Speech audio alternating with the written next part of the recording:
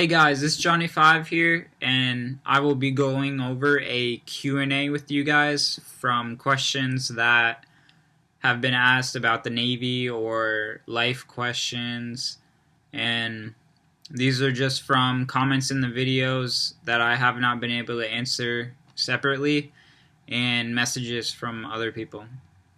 So I'm going to jump right in and go over everything with you. I have all the questions pulled up on Word. So here we go. First question is, will you be kicked out if you do not pass the fitness test? And yes, you will be kicked out if you do not pass the fitness test.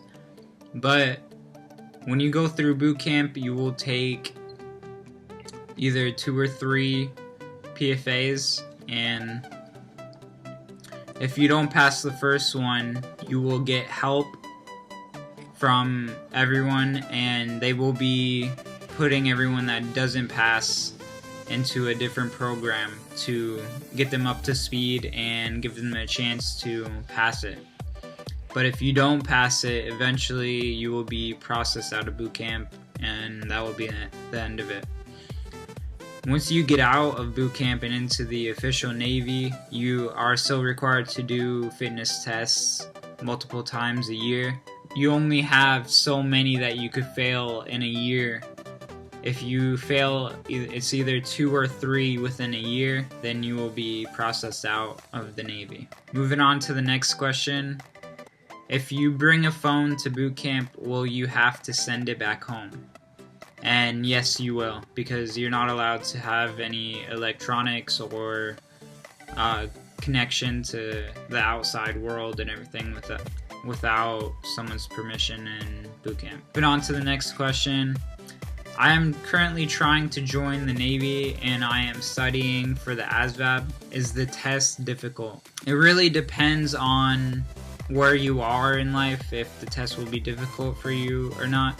If you're in school or you just got out of school, everything's fresh in your mind, so you'll probably have a better time taking the test and everything will be kind of easier for you.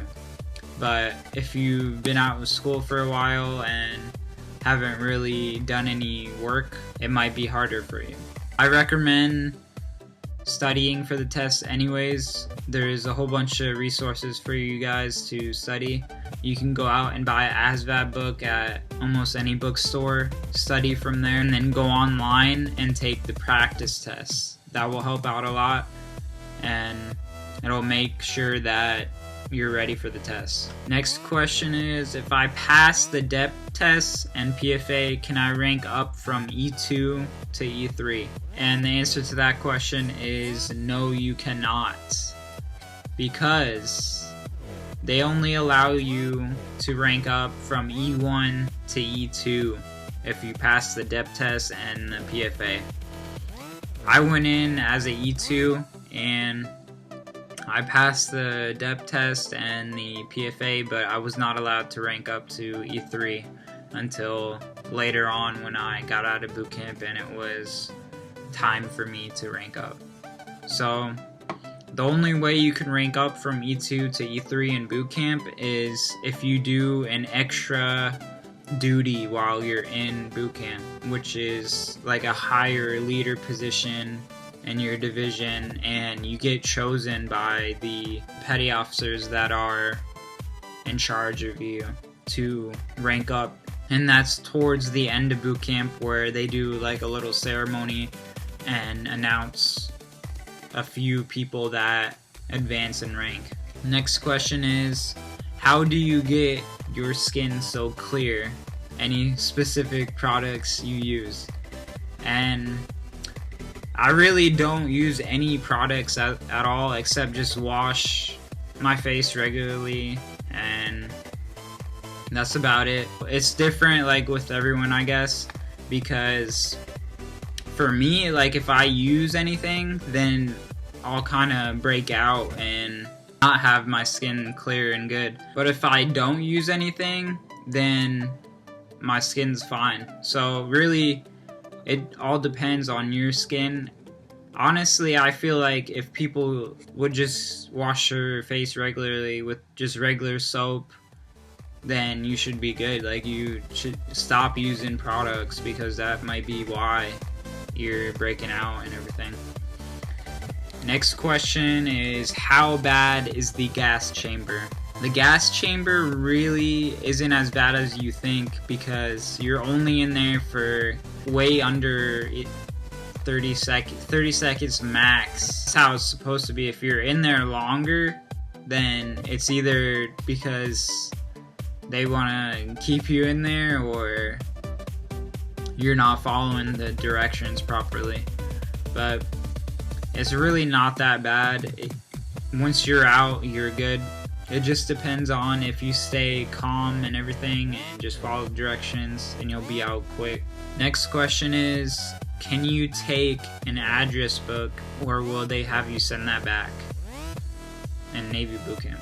You can take an address book and keep that for all your addresses, phone numbers, any other notes you need, and they won't do anything if you have that. You can keep it, so when you go to the phone, you have everything right there. Next question is, was boot camp like it is in Bud's 234 class videos? And no, it is not, because Buds is a different separate thing, which you have to go through regular boot camp first, and then you go to Buds, which is located in boot camp, but it's a different section if you're taking that route. Next question is, do all Navy recruits go to Chicago? And yes, everyone goes to the recruit base, which is in Chicago right now. I don't know if they'll change it eventually, or they're making multiple ones, but everyone goes to, I believe they only have one recruit training facility, and that's in Chicago. And the last question is, when can recruits start sending letters and receive letters?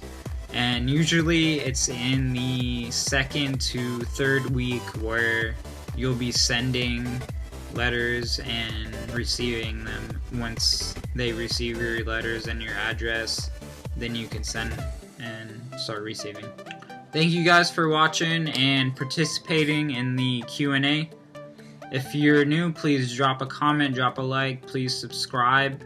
If you have any other questions, you can send me a message or comment down below, and I will get to your question as fast as possible. It's been Johnny5, and I'll see you guys next time.